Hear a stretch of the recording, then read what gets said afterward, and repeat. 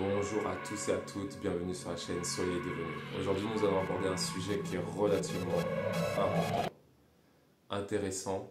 Par moments, on l'ignore puisqu'on a peu de conscience de ce que l'on fait, mais il est tellement important de savoir ce que l'on regarde.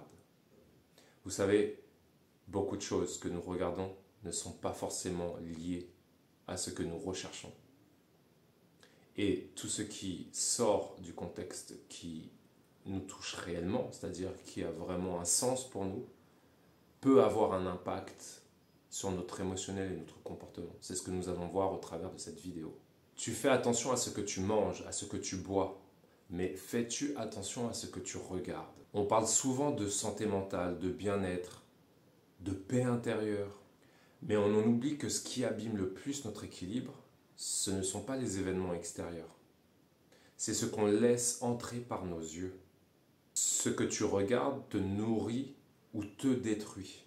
Et c'est tellement lent, insidieux qu'on finit par croire que c'est normal. L'hygiène visuelle est un enjeu majeur pour notre santé mentale à tous et aussi, si ce n'est pas surtout, à nos enfants. Afin de pouvoir dresser un décor de ce sujet, il faut quand même commencer par la base. Quel impact cela a sur notre cerveau?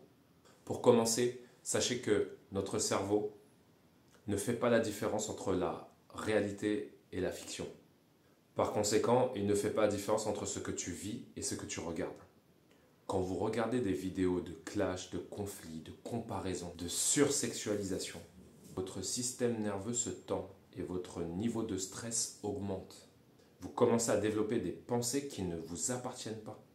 Vous vivez dans un état d'agitation mentale, de frustration ou de vide, sans en connaître la source. Par exemple, tu regardes une vidéo de personnes qui exhibent leur couple parfait, leur situation, leur réussite, leur corps magnifique. À la fin, tu sors de là envahi par un sentiment d'échec ou d'infériorité. Par exemple, tu regardes une vidéo de personnes qui exhibent leur couple parfait, leur réussite, leur corps magnifique.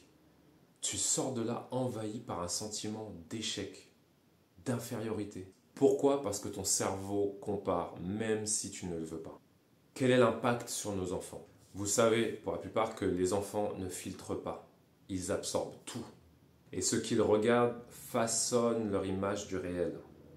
Par conséquent, un enfant qui grandit en regardant des vidéos où l'amour est une tension constante, des jeux violents ou des influenceurs déconnectés du réel, des shorts TikTok ultra rapides et addictifs, aura de grandes difficultés à se concentrer, à gérer sa frustration, à faire la différence entre la fiction et la réalité. Si tu veux, il ne comprendra pas que le monde réel a besoin de lenteur, de temps, de lien. Il vivra dans une illusion émotionnelle permanente et deviendra un adulte avec un manque de repères inconsidérable. Et nous, adultes d'aujourd'hui, il faut en parler. Nous sommes devenus accros à une alimentation visuelle qui nous rend malades. Nous regardons des gens que l'on ne connaît pas, vivre des choses que l'on ne vivra jamais, et on se sent de moins en moins suffisant. Par exemple, tu regardes un couple heureux, tu remets en question ton célibat. Tu regardes des gens réussir, tu culpabilises de ne pas aller plus vite. Tu regardes du contenu inutile pendant des heures, tu te sens vidé, frustré à ton réveil. C'est ce qu'on appelle la fatigue mentale par exposition passive. Tu n'as rien vécu mais tu es épuisé. J'aimerais aborder un point par rapport à ce sujet qui est relativement important. Moi j'appelle ça l'illusion de la réussite vendue comme solution miracle.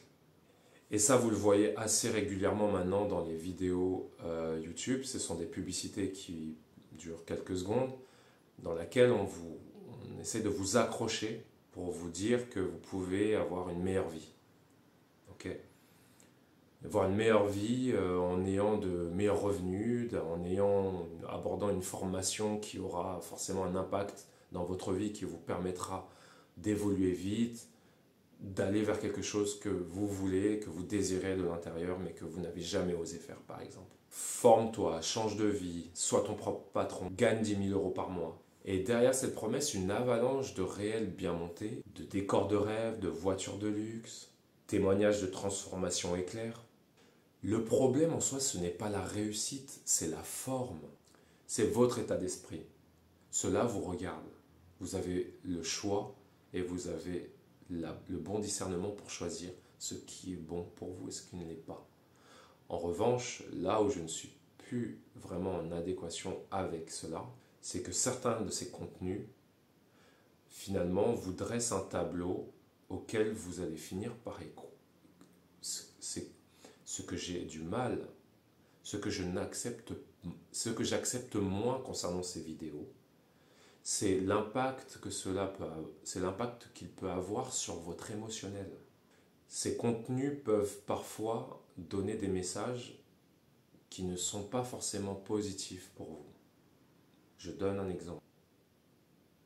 Je ne punis pas ces personnes qui ont vécu des choses extraordinaires dans leur vie, qui ont vécu une réussite foudroyante, qui sont passées par des situations relativement bénéfiques pour elles, parce qu'elles ont eu leur propre parcours et que leur parcours à elles est unique.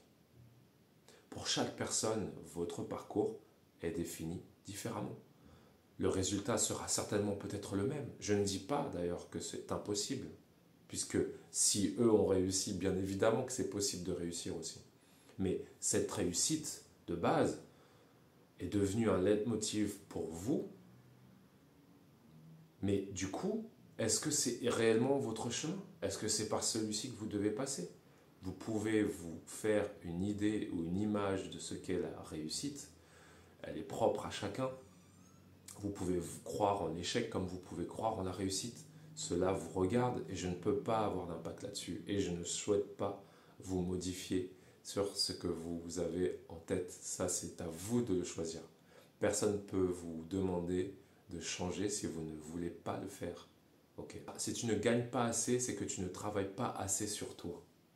Si tu n'es pas libre, c'est que tu es encore esclave mentalement. Si tu es triste, c'est parce que tu n'as pas osé investir dans une formation jusqu'à maintenant. Ce genre de message active deux choses très toxiques. La honte de ne pas aller assez vite, la culpabilité de ne pas réussir comme les autres. Par conséquent, tu crois que ta vie est en retard, tu doutes de ta valeur personnelle, tu vis dans une quête de performance constante, tu te compares à des personnes qui te montrent que la façade. Et pire encore, parfois tu dépenses de l'argent que tu n'as même pas, dans une promesse qui ne respecte même pas ton rythme de vie, ton histoire, tes blocages profonds. Donc le problème qui se pose dans ce genre de vidéo, dans ce genre de publicité ou de qu'importe comment vous l'appelez, c'est que l'on vous vend un raccourci vers la liberté, votre liberté.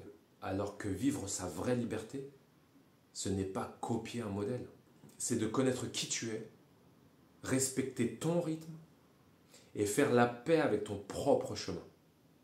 Vous voyez, moi je suis coach et coach développement personnel, aujourd'hui il y en a plein des coachs. Okay, vous avez le choix de tous les coachs qui existent, vous en avez largement, peut-être même un peu trop.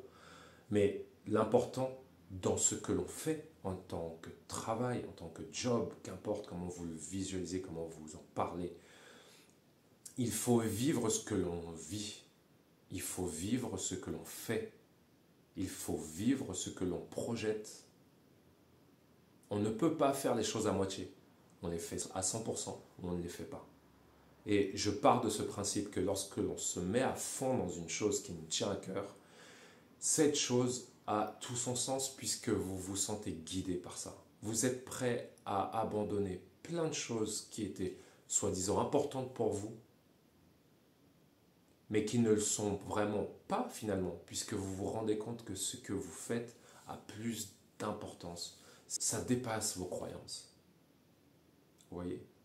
Cette limite, une fois que vous la ressentez, ça change énormément de choses dans votre vie.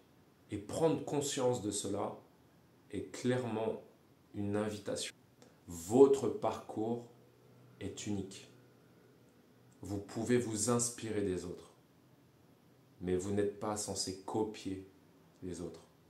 La copie des autres, c'est clairement la première chose que l'on fait pour pouvoir créer une entité qui n'est pas la nôtre. si elle ne vient pas naturellement, c'est que ce n'est pas quelque chose qui vous parle. Si c'est déjà présent en vous, alors là, ça a juste été un levier, un effet de levier pour faire en sorte que vous soyez vous-même, pas une autre personne, pour ne pas être la copie de quelqu'un. Vous n'avez pas besoin d'aller plus vite, vous avez besoin de voir qui est déjà là. Et maintenant, c'est pour ça que je vais aborder comment on peut reprendre le pouvoir sur ce que l'on regarde. Il est temps de désintoxiquer ton regard. La première des clés, c'est se poser la question, est-ce que ce que je regarde a du sens pour moi? Plus clairement, est-ce que ce que je regarde me rapproche de moi-même ou m'en éloigne, clairement?